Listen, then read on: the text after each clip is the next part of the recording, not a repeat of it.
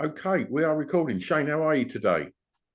Not so bad, mate. A little grey over here in Birmingham. Took the kids to school, running around like a maniac, all that stuff, and yeah, just trying to make sense of the day, which is well started already. Yeah, yeah, Well, it's Friday, so that's the end of the week. That's always a good thing. It's always a good thing.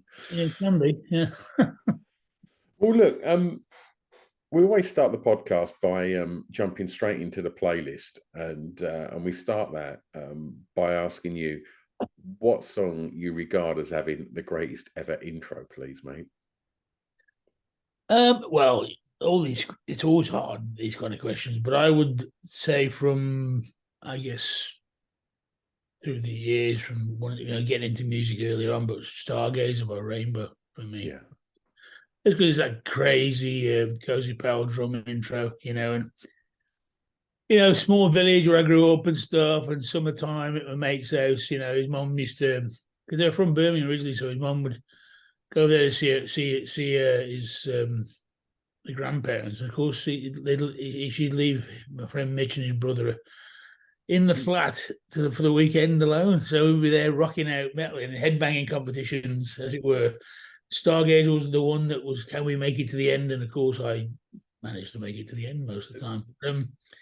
It's just a great track. It's amazing. Really, it is. The drumming in the intro is ridiculous. It's so good. When you hear that drum fill, it was like, wow, here we go. And yeah, everything else just keeps on getting better and better, really. Did I mean how important was? I mean, I'm sure we're going to talk about more of it as the podcast unfolds, but you've already sort of touched on them being from the Midlands and such. Like, how important and was the music from the Midlands for you growing up? Was it all around you? Was it something that you was kind of pushed to, like, look, these are from the Midlands. You need to check these out. How did that sort of work for you? Well, I think it's sort of always been music was always around from my mum with the radio on all the time.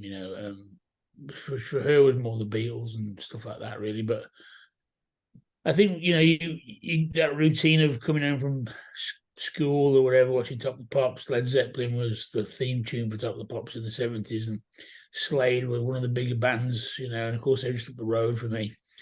I was aware of where these places were, but I don't think I realised the gravity of that until much later in life. But you were, of course, you're surrounded. Slade was there, and of course, through a mate of mine, his auntie gave us, we sold our souls for rock and roll, so I got into Sabbath that way, and of course, this was all around me, And I believe Rob Alford's cousin was living in the village at the time, and there were little things like this, and of course, Priest, and and Top of the Pops. I mean, especially in the late 70s, early 80s, metal was just, it was in the top 10 all the time. Like, I remember one time listening, thinking it was like, I think Motorhead and Girl Score in there, then Motorhead Live was in there, then Saxon was in there. Of course, different town, but it was all around for me, metal, really. And of course, being a small village in Shropshire, Ironbridge, near Ironbridge, Broseley, of course, it's steeped in history too, in this part of the Midlands as well. In some respects, it's quite close to West Midlands, and yeah, I mean, in hindsight, more so than ever now, I realised that I was kind of like, baptized in heavy metal, I suppose. If you want to you want to jump down that little cheesy kind of, mate, I'm loving that. Yeah, so I mean, pretty much that really. The River Severn was there, and there we go. We like dunked in it, and there we go. That needs to be on the CV. Baptized by metal. I don't know, but what else did you say? Love it. So it was just, I mean, Slade. I mean, a bit more rock and roll, of course, but still angry guitars and the Sweet. I love the Sweet. I love the flying V's and the double bass drums. It was like, oh, this is brilliant. I want some of this. Really. I tell you what, Shane. One of the things, like, I've done about 530 episodes of this podcast now, and the one band that constantly gets brought up is the Sweet.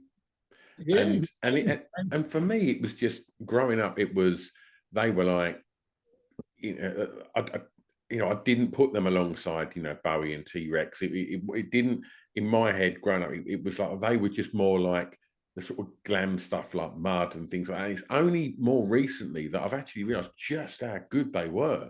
Well, the thing, I mean, because the Sweet was like, the obvious song Blockbuster for me, but the B-side is incredibly heavy. And I got invited to after his passing, went to John Peel's house to go through his archives to put a record box together. And I didn't quite know what a record box put it for some reason. I don't know why. So the Slade album was there, and I was picking out stuff, and I went through his 7-inch collections. Of course, there was Blockbuster. I thought, oh, let me just play the B-side, which I can't remember for the life of me what it is now. Was that guitar sound? Is it still as? Because at the time, you got to think how technology moves forward and the newest distortion pedal, and as albums got heavier and heavier. But still in the 70s, I was only, I don't know, how old would I be? 6, 7. I remember going, bloody hell, that's a heavy guitar. I remember saying that to myself when my little old record player, my mum was going, hey, this is pretty noisy. That. I said, yeah, it's great, Mum. And then I put it on John Peel had this little record turntable, and I said, God, the guitar sounds still heavy 40 years later in this day and age, Yeah.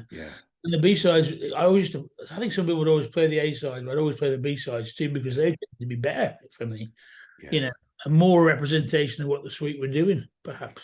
It's so interesting when you look back and you start to hear these kind of like little sort of, licks and riffs that you just see are forming what's metal. And, for me, whenever I hear the opening, Stabs Have You Really Got Me by the Kinks, I just think, fucking hell, that's so heavy, so abrasive. And it's like, you can see it, how it's manifested itself in and represent, and then re-emerges itself, within, the guitar lines in metal, you can hear it.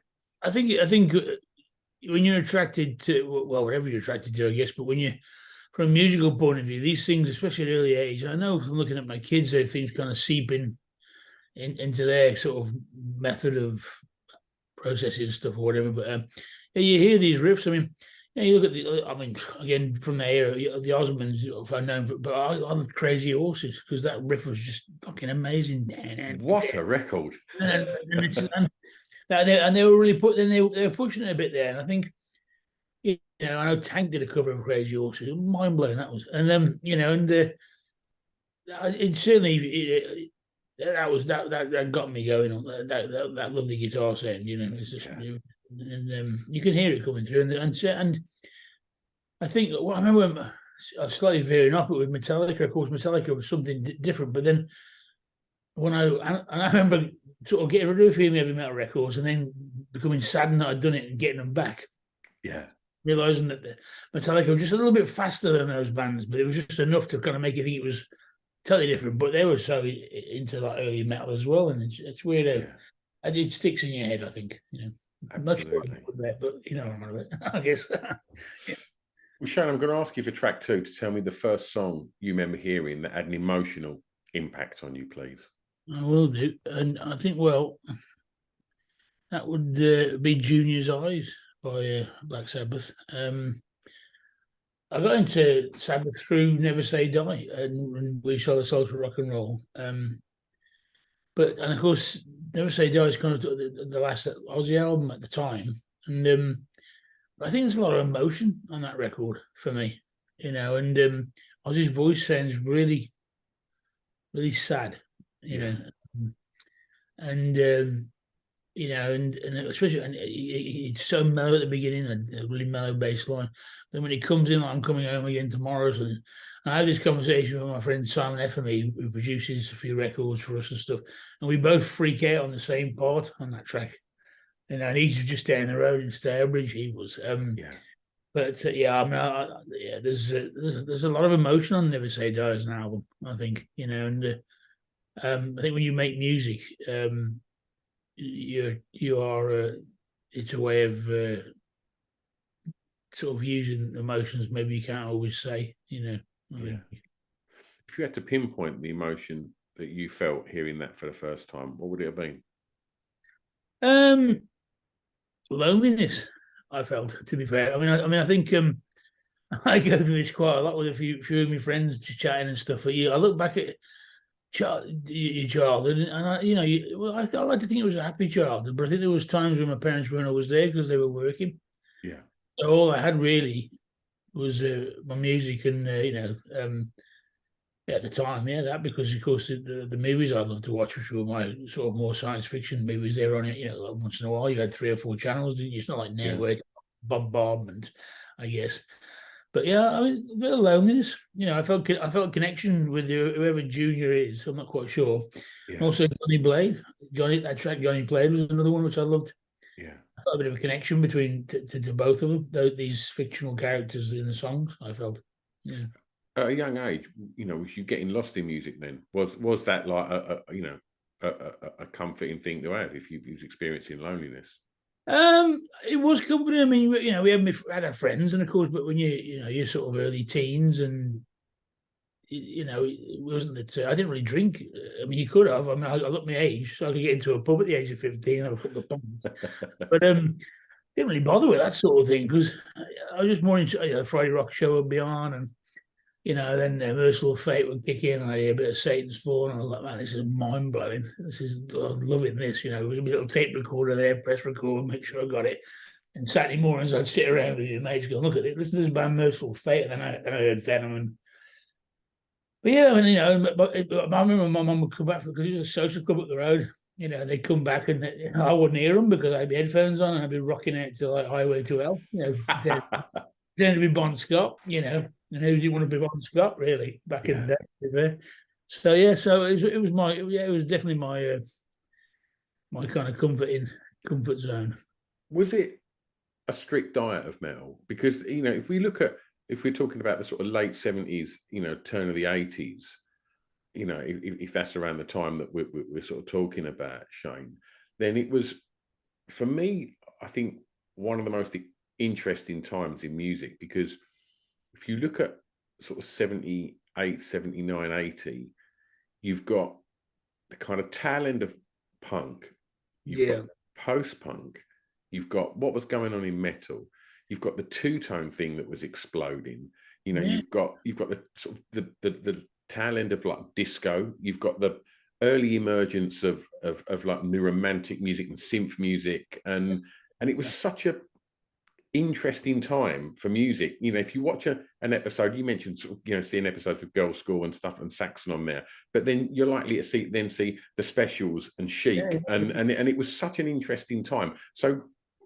was other music interesting you at that point, or was it a sort of a tight diet of metal? Well, I think because I remember at the age you mentioned the Specials, Kate Bush was coming in, or of course, Madness, Human League, all kinds of, and all my friends liked this at school, and we were kind of like, I think we all liked it all, but we were a little bit afraid to say it. I was like, well, it's like my friend Mitch Dickinson, who was in a couple of bands with me. His brother loved Bowie and a lot of the sort of synth music, and so I'd be listening to Bowie through him, but I was really liking it, really. But there was that kind of immature-ish, I'm only into a metal, but it was all coming in because in latter years, when you get a bit older, you go, bollocks this, I'm listening to what I want, and especially the 80s sort of new wave, new romantic stuff, definitely sort of makes even more sense to me now when I do my Dark Sky Burial stuff, which is more kind of like electronic. The punks around there and the Sex Pistols going, oh, this is interesting. I like this, and I don't know. I think you go to school and it'd be everyone would be in their little factions. Unfortunately, well, it's tribal. It was so tribal, wasn't it? Then, yeah. It's not so much now, I don't think. But then it was, And I remember instead of doing my maths, I did a poster full of heavy metal logos. I mean, punk mate was going, look at you bloody idiot. But we were really loving each other's music, and as we got more as the teens progressed, those boundaries kind of came down, But yeah, of course, I love a lot of that stuff now. It's amazing how much of it I remember. Yeah. Because it was on all the time. Adam to be on blasting away, tribal drumming going on. And that must have had an impact on me because, of course, when I first started Killing Joke, I'm like, listen to those tribal drums. Quite unrelated in some ways, but quite similar. I don't know. And yeah, and a lot of the Human League or Visage or something like that, for example, Japan, still and really great stuff. And this, to me now, of course, I'm like, it's all great, But as you say, there was that tribalism when you were a kid. You're like, yeah. But what's interesting is now, as you said, it doesn't seem as tribal anymore. Like, I've got two teenage daughters, and it's just quite everything's. I think whether it's just because of how accessible all music is now, whether it be YouTube, Spotify, whatever, you've got everything in a split second on your phone. And I think back then you could only afford, one record every couple of weeks or whatever it was. You get yourself a single and things like that. And I think what I've seen, just over the years of running an alternative nightclub, is that lots of these tribes and scenes have disappeared apart from metal. And metal is still one of the only, to my knowledge, maybe there's lots of other tribes that young people are doing that I've probably got no place in knowing about as a 50-year-old man. But for me, you will always see, what tribe is more easily noticed than a metaler. A metaler's, the uniform hasn't changed that much over the last 30, 40 years. It's still pretty much, black metal t-shirt and, long hair. And and I think metals, as far as like youth culture and tribalness in scenes and music, I think it's completely consistently solid. Yeah, I think for a small period where that kind of classic denim cut off leather kind of disappeared. That doesn't disappear. Certainly not in Europe. It didn't. That was for sure. Yeah, it's come back at tenfold over here again. I suppose. Yeah, I mean, it's true. It is. It's unmistakable, really. Where some of the scenes seem to have kind of melted into not one, but less obvious that kind of. But metal, yeah, it's there's something about that imagery, I guess. Everyone has to, particularly logo and their symbols and stuff. It's all about that, I think. But I don't know. I mean, there's obviously the subject matter lyrically, it can be dark in all forms of music. Yeah. More prevalent, supposedly, maybe in metal. And of course, that is attached to symbolism and stuff like that, I guess, to represent those kind of metaphors, I guess, in some ways. But yeah, it is interesting. And but of course, everything is a bit more accessible now. I mean, yeah, visually probably not as tribal, but I wonder if I have to ask my daughter to see how that's going on, because I can sense how they're sort of splitting off into what they like and what they don't like. Yeah, sure. I do obviously remembering from back when I was growing up, there was a real heavy. I'm into this, you're into that kind of thing. Yeah, definitely. Tell me the song while we're talking about these formative years, Shane. Tell me the song that reminds you of your time at school, please. Well, that was a tough one, to be fair. But then I thought really hard about it, and I thought, well, Our Friends Electric by Two-Way Army, strangely enough, because or Gary Newman, whichever you want to say. But it kind of leads on well from what we were saying, because I was totally into my metal, but I fucking loved the synths on that track. It was like because I loved my sci-fi movies, or my Doctor Who films, or Tomorrow's People, all these vintage synths at the time, of course, which they were. And so I said, this sounds amazing, and that voice was very, very cold in a way, but piercing. And again, whilst I was loving my metal, I just couldn't help but love the rhythm of this. I think a lot of electro music is very, 4/4 or whatever. And it chugs, doesn't it? It chugs, and the synths are fucking heavy. I think that's probably what it was, and it's just like, even like nowadays, I listen to some of that stuff, and I'm like, listen to the power of those synths. It's amazing. And it definitely, I mean, there's no way. I mean, that's the forerunner of industrial music. It must be 100%. Must be. Of course, my friend was a massive tutor, so she'd always be playing it, and I'd be like, "Oh, let's listen to that," and I'd be like, I sure you said I really love this, and just said bollocks to it, but I was a bit like in a corner, sheepish, with my Saxon shirt on, so to speak. But no, that really reminds me, just in the classroom, you get those times where you could bring a bit of your music in to play and stuff like that. And she brought it to my friend Angela, who's back in the village still. She'd bring that into play, amongst other things. And I'm like, oh, I really like this. Is really powerful, radio and stuff. And of course, you kind of, once you start getting into that, the Human League or Spandau Ballet or whichever. There's this one thing I forget the name. I always forget the name of the artist. And so I started getting into all the synthesizer stuff. And there's this track called Einstein and Go-Go. You ever heard it? Yeah, of course. And I loved that track. Loved it. It's just so manic, And of course, I think that was responsible for me getting into other stuff, the kind of quirky keyboards. Loved it. And I went out, and now you got but these Spotify's or whatever. So I was like, well, who did that? And I can't. Landscape is the band. It was, right? yeah. Landscape. And I'm like, I loved that. And it was, you start you start putting two and two together, really. And it's so true. You talk about the influence that Newman had, on the industrial scene, because, you later see him joining Trent Reznor on stage and performing with Nine Inch Nails, who have long championed, Gary Newman as a big influence, and I love joining those sort of dots. You look great. It's great. Yeah, your Cam FDMs and your Nitzer Eds, and that they were all absolutely sort of. I think a lot of them will probably tip their cap to Kraftwerk, for being electronic pioneers. But I think in regards to bringing that hardness and then thick sounding synths. Yeah, totally. I think Newman was the pioneer there, and you're right. There was that coldness to his voice. That's a really important part. I think when you say joining the dots, because I find I can't explain. It's hard to explain this correctly, or whatever. But you get into a rock, into a metal. But if you love music, I think it's what it was. It was loving the music, because on the sideline all this stuff was coming in, and so now I'm forever going, oh. I'll remember a band from the 70s or 80s, and then I'll go, oh, who's that member? Then I'll see where he went. Oh, he did this. Oh, when he worked with him. Yeah. Oh, I love all this. And then I'll go, oh, who's that? I've not heard of that band. I'll just click on it. It's fucking amazing too. And it's like 4 hours later. Yeah, 4 hours later. It's like a little musical anthropology thing going on, really.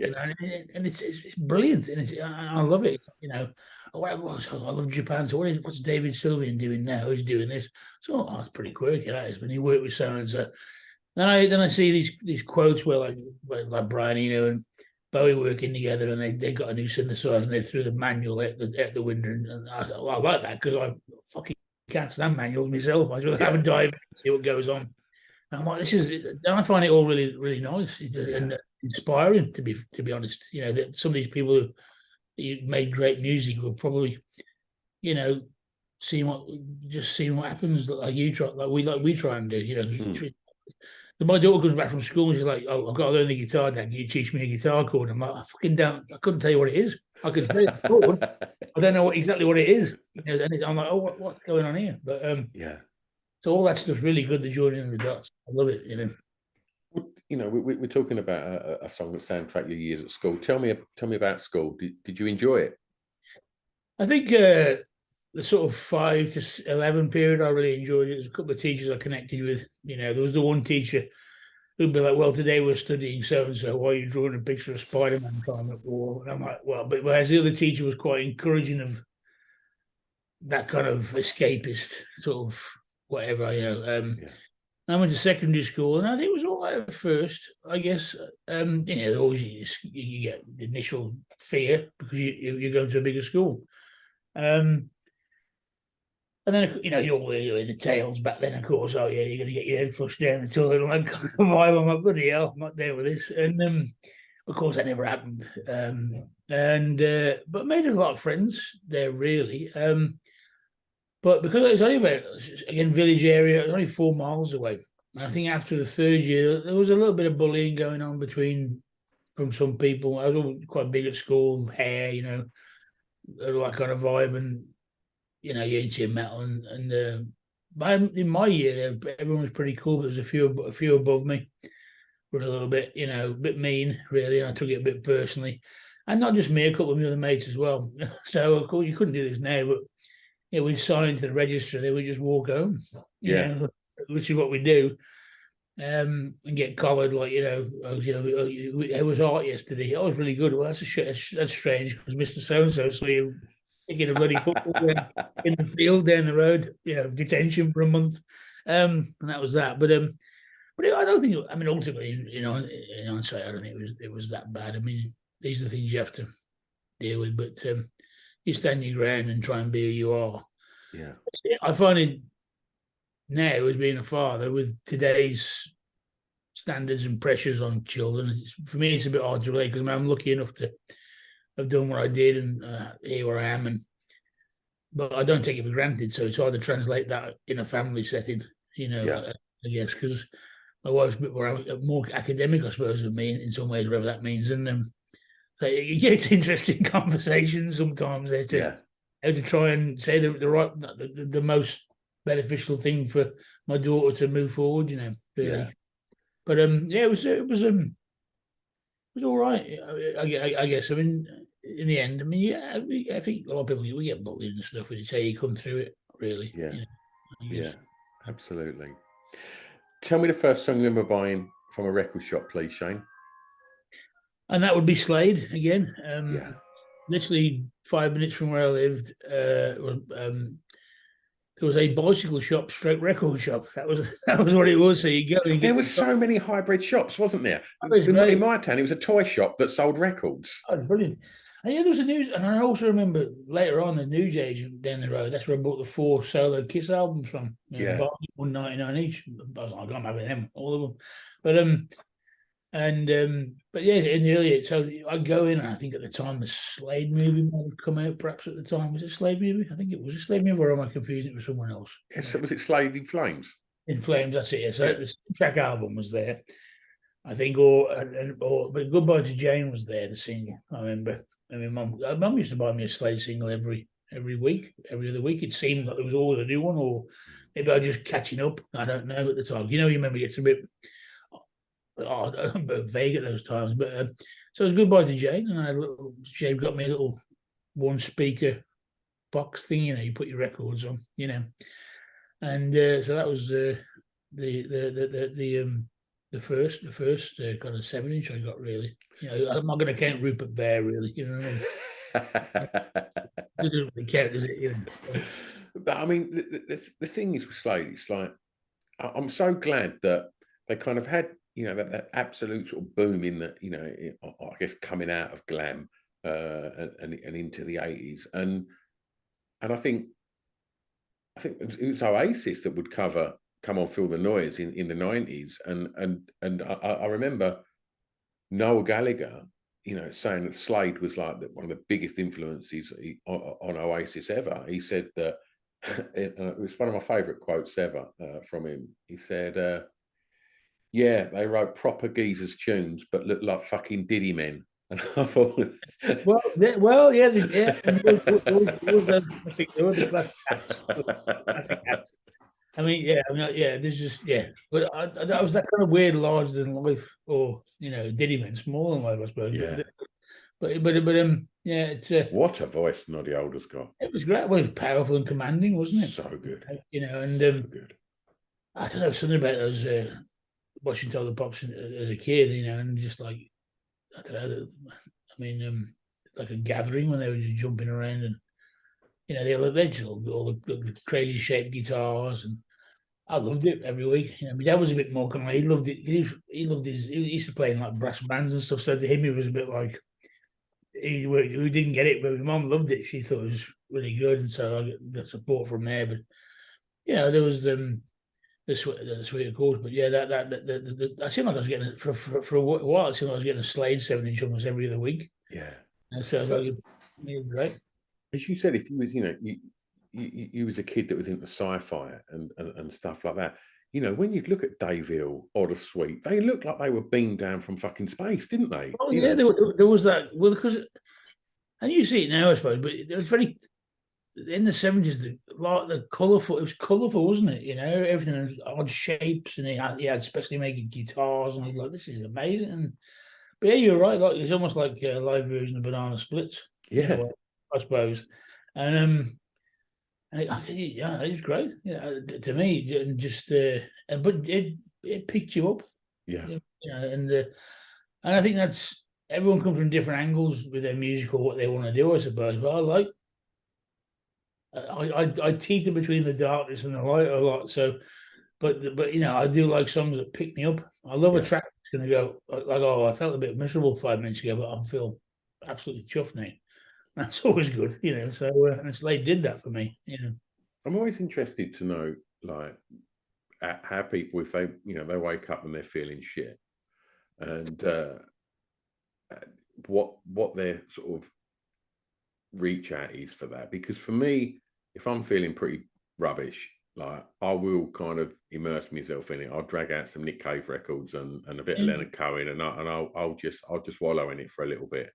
Do you sort of do that, or as you mentioned there with Slade, will you put on something more up and try and sort of use it to pull yourself out of it? I think sometimes, or most of the time, depending on who you are as a person. I know that I battled this a few more so the past few years. I'm a bit of an escapist, so sometimes no one, because I think most of us are. Reality, sometimes you go, oh God, not today. It's overrated, mate. Yeah. Sometimes you go, not in it this morning. And I was in a bit of a mood this morning, to be fair, actually, honestly. And I went down to drop my kids off. I mean, a mate of mine, Carvers, who plays in Gong, and sent me a new Gong video. And I was like, fuck yeah, now this is amazing.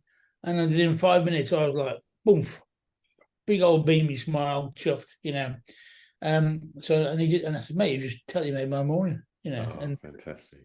And yeah, how can you explain that 100%? It's just that it is always a balance, and we have to get in the doldrums of whatever normal things, but a bit of good music will pick you up, and because it's more in tune with who you are, I suppose. Yeah, really, absolutely. But we all have to shuffle along, and But yeah, it's a bollock sometimes. You just want to rock out, to be honest. That's what I think, and sometimes you have to, and then you feel better. Then after an hour, you go, I don't know. What was I moaning about? Yeah. Feel better. And so tell me a little bit now, as we kind of sort of get out of school and into the daunting real world. Tell me a little bit about how this kid that would lose himself in heavy metal records found himself in Napalm Death. Because of the sort of quest, as we sort of talked about with music, from heavy metal, I discovered Venom, bought their record, and that sort of blew my mind. And then one of my best friends, Mitch Dickinson, he played in Heresies, old hardcore band for a while. And good bands with him. His stepbrother was into punk rock, so he got me into Dead Kennedys, Exploited. So they started crossing over, through the mid '80s. Magazine called Metal Forces. Back of that, I had like the pen pal thing. So I saw Bill Steer's name, who joined Napalm. He's also a Carcass guitarist name. He introduced me to a bunch of other bands through tape trading. And then I got the call. Then we got invited to go to a pub called the Mermaid, which is up the road from me in Birmingham. It's not there anymore. It's called something else. Napalm Death were playing alongside a bunch of bands. So I saw Napalm Death March '86. Floored me. I was like, this is the best band I've ever seen. Became really good friends with them and started to hang out with them. The joys of. I was working at the time, quit my job. I said, I'm going to the Dole. I'm going to hang out with my mate Mickey, the drummer.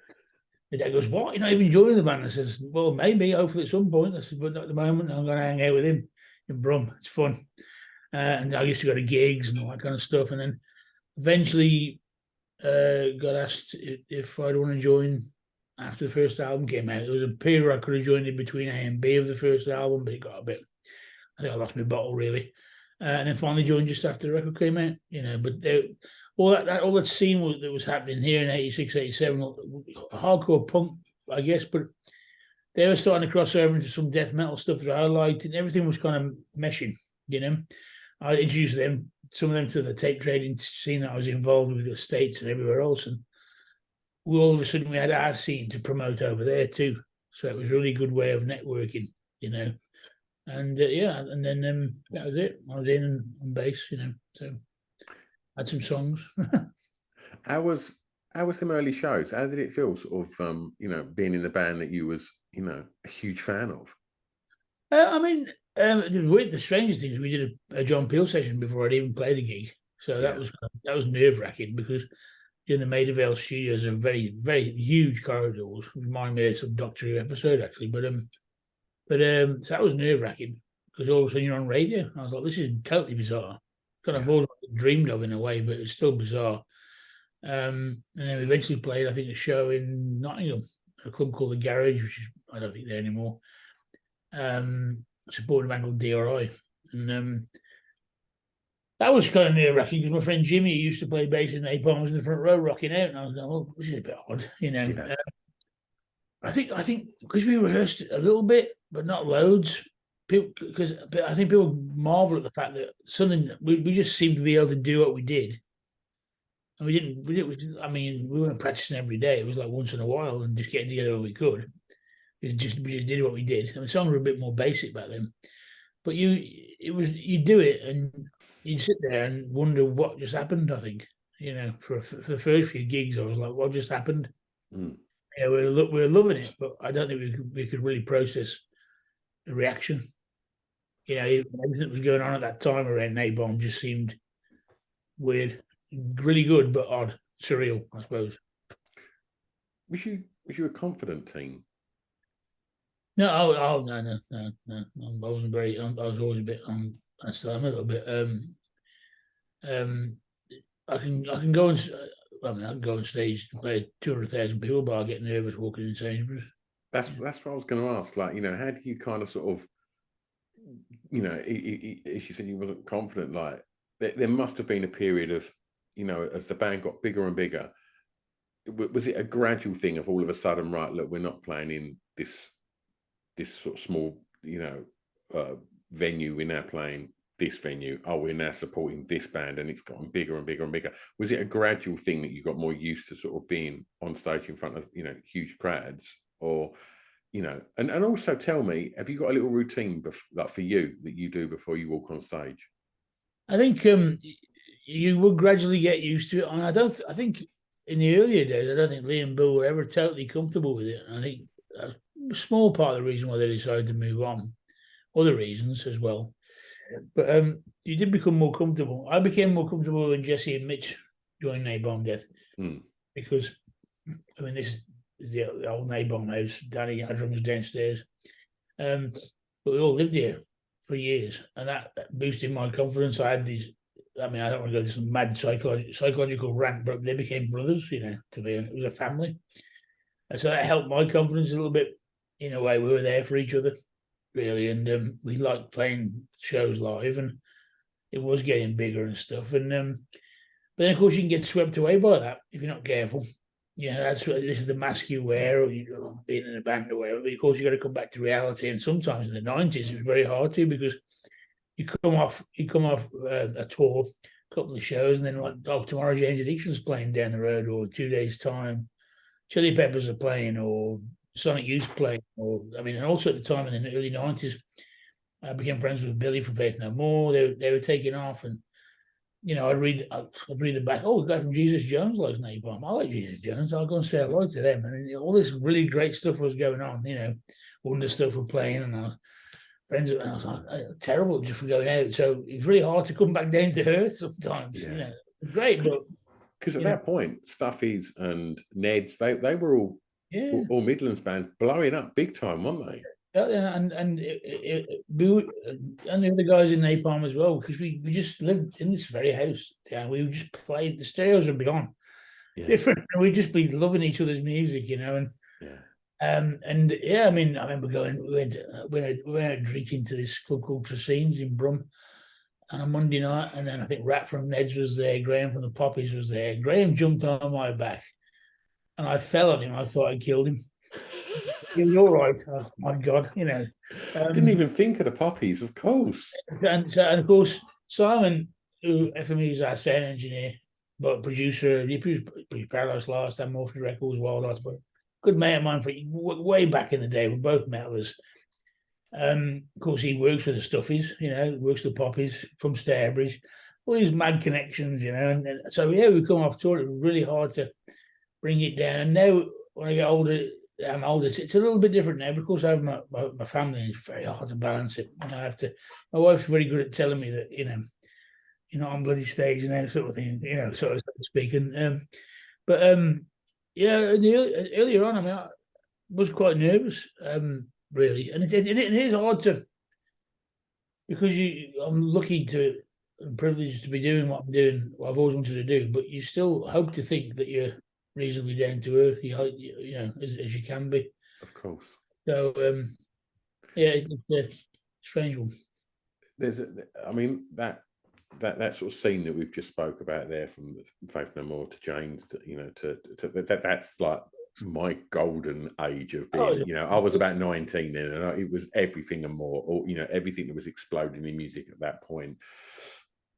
As somebody that loved metal, and we see certainly with the two bands you've mentioned there took it in different directions. Faith No More, for me, one of the greatest bands I've ever walked this planet, and I'll probably say the same for Jane's Addiction. And tell me what it was like seeing them bands early on, in their sort of embryonic stages, them first sort of like tours, and seeing the craziness that was Jane's, and the same with Faith No More. And were you fans of that kind of?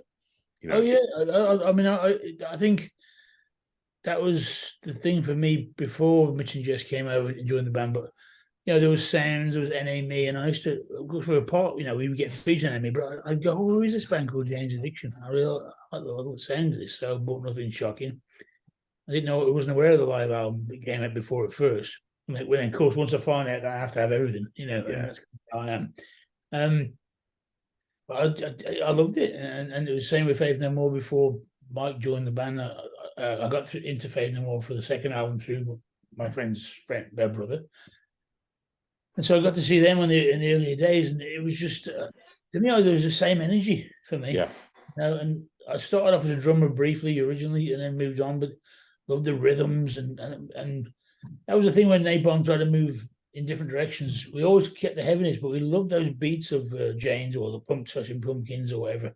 We found them just exciting. But yeah, watching them was great in the early days. When I went to stay with Mitch back home in Vegas, and we went to see Jane's Addiction at the Hollywood Palladium 3 days in a row. And I think it was Jane's. I think who played it was Primus, Pixies, the Primus, and Jane's Addiction. All three bands I loved. And I remember I went into this pit, in the pit for Jane's Addiction, and this guy grabbed me, this Mexican. He goes, "You're the guy from Napalm Death." He said, "Yeah." And he threw me back in. And I 30 seconds. I was like, "I'm never going in the pit ever again." I'm too on. I was at the age of about mid-20s. It's just insanely crazy. I'm for Jane's, I mean, Jane's, musically probably different from Napalm, but the reaction to them was just insane. Yeah. Becoming friends with the guys from Faith No More after loving them too much was really nice. Billy's lovely. They're all lovely guys. We managed to play a couple of shows with them a few years. Incredible. And just like they're most courteous, lovely people, really. The 90s, I loved it. There's all these new bands coming out. I was like, let me check My Bloody Valentine and see what they're all about. And let me check Sonic Youth there. And I loved it all. You've mentioned two bands there that are two of my favourite bands. And I mean, I guess what you could say about both, Loveless and Daydream Nation or Dirty, it is just a sonic assault of glorious noise, isn't it? It's great stuff, and to me it was, all the just and I wanted, and I've tried to, and I've hopefully succeeded to try and incorporate that into Napalm over the years. Yeah. To meld it with what Napalm does. And so I'd sit there, what's Thurston Moore doing? Of course, they had lots of different two-string guitars. I didn't know this at the time, so I was trying to play what Thurston's doing. I'm going, how the hell am I doing this? But so you do your own thing, of course, Killing Joke and Geordie and all that great. I try to bring that into Napalm, but yeah, just My Bloody Valentine, I was like, how the hell? It sounds like it's slowing down. It should be slowing down. Crazy, right? When you're partying a little bit, so to speak, you're going, bloody hell, this is woo. And, but killer. And all that stuff, it would soak into my brain to to come out in other ways, I suppose, years later. I guess all amazing bands and saw them live, and it's just great, you know. You talk partying, so let's get track 5 in. That's a song that soundtrack your year's partying. That would be the She Sells Sanctuary by the Cult, I think, because. Go on. No, I was just going to. I don't mean to interrupt you there, but that record, Shane, right? If that come out tomorrow, no one would know that was nearly 40 years old, because it still sounds so fresh, so vital, so fucking incredible. What a record, right? It's lots of energy, you know, and coming from, because you get into some of the hardcore punk bands, and some of those punk bands, obviously Oscar Do or Band Called 7 Seconds, started to become more melodic, and that was my stepping stone. And my friends said, "Well, check out this band, The Cult." And I love jangly guitars. You know, I love just hook lines, you know, and The Cult has loads of them, like the Mission does as well, you know, and I love all that stuff. And the nightclubs in it. There's been a club called Edwards Number 8 in Brumman. On a Thursday, Friday, you know, we'd be there and Saturday sometimes, just like, you know, just the hook line to that track is, and it goes off. It's like, well, you know, it means business. It does. It's amazing, you know, and many a night, you know, just standing there at my mind, then you're afraid to talk to someone because I'm too shy. And you go back with my mate. Well, I'm sure she liked it. You're too bollocks to talk, weren't you? I said, yeah. So what they played, and Cult was on, of course, and that would be it. You know, that was what it was. You know, it was brilliant. Fantastic. I'm going to take you home for this one, Shane, and for track 6, a favourite song from an artist from your home county, please. That was a real tricky one, to be fair, and I had to think about it, and I thought the band Baby Bird of all things, because I remember I said, who can I think? And it was Tapau, and I thought, well, no, I'm not really a Tapau fan. But I did like Baby Bird. That one album, the ugly, was again really jangly, you know. And I didn't realise they were from a guy from Telford until much later. But around about that 90s again, I think it was mid-90s. It was, yeah.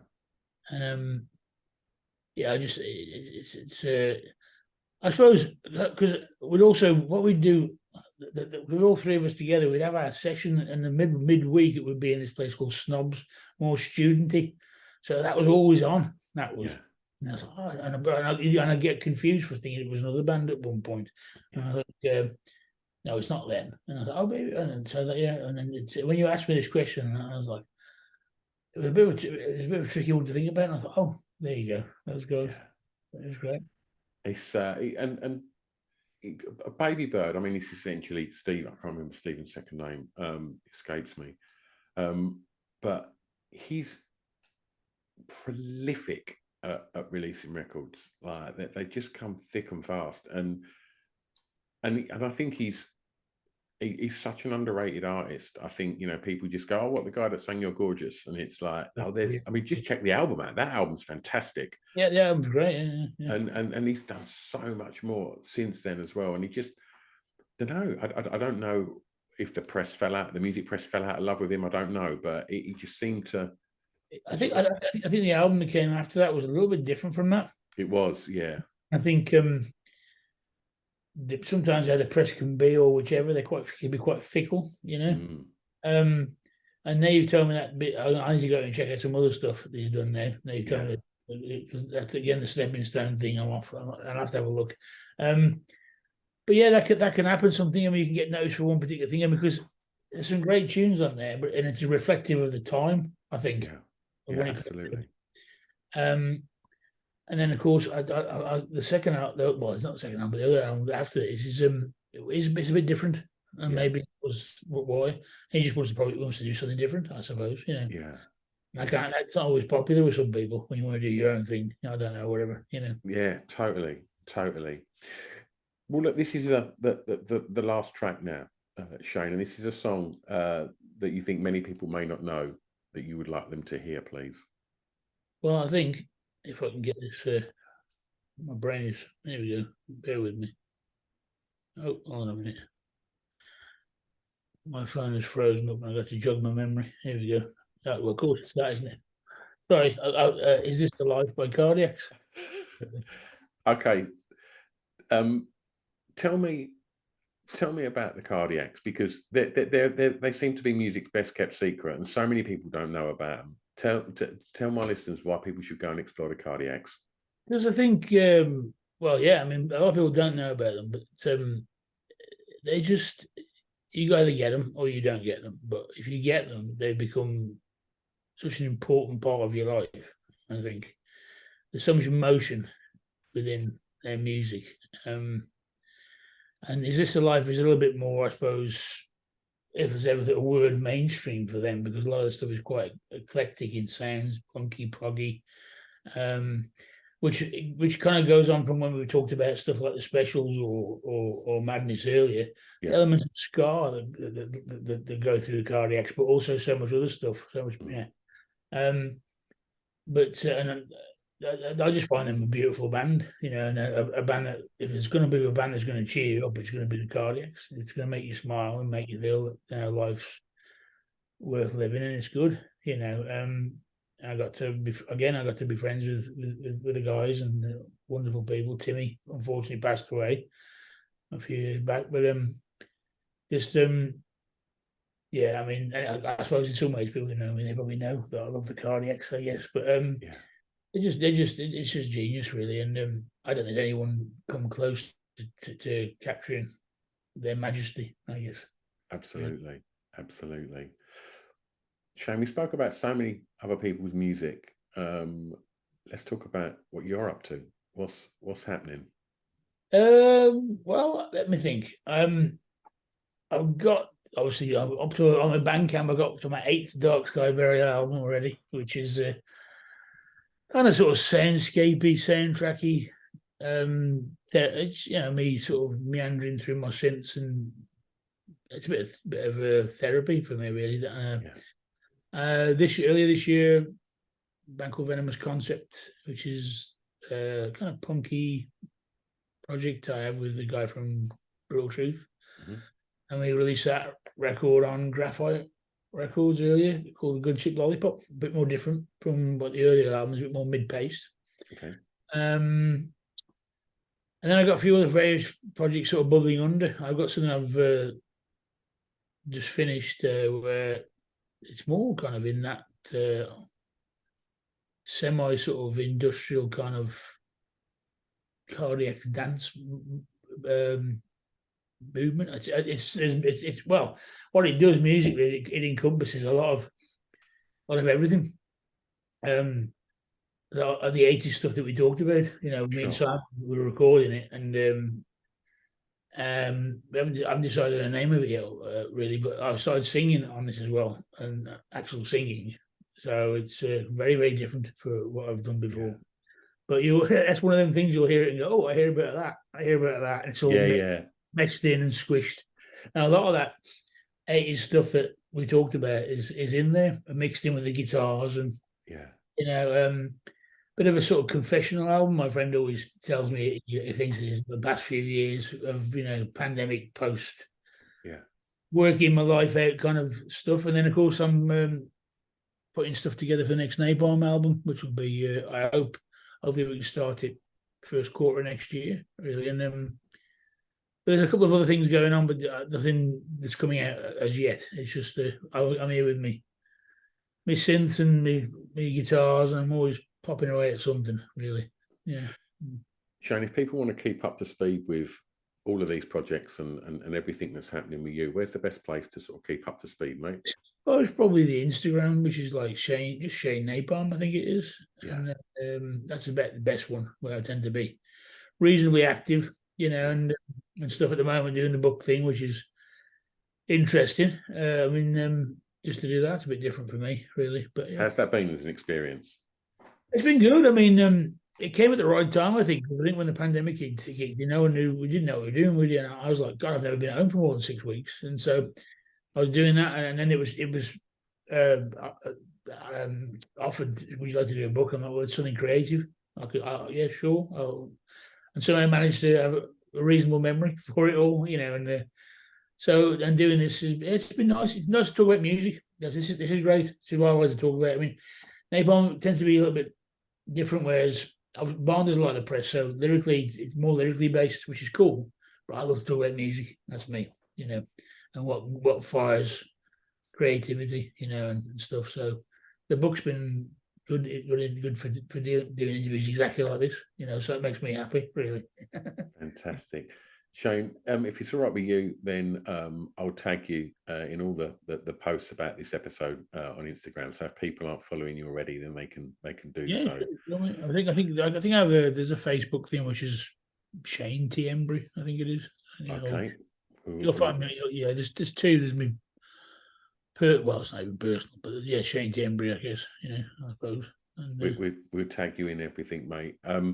Shane, it's been a real delight talking records, and it's been a beautiful surprise, because I think when I initially saw the email that you was doing press, I thought, oh, this is going to be incredible. I did not think I'd be talking about synth pop and Sonic Youth with Shane from Napalm Death. It's been lovely. Love all that stuff. It's never ending, the journey through music, and that's what I love. It's always discovering something new. And, absolutely. It's great. Shane, I'm going to press stop, but don't go anywhere. Right, mate.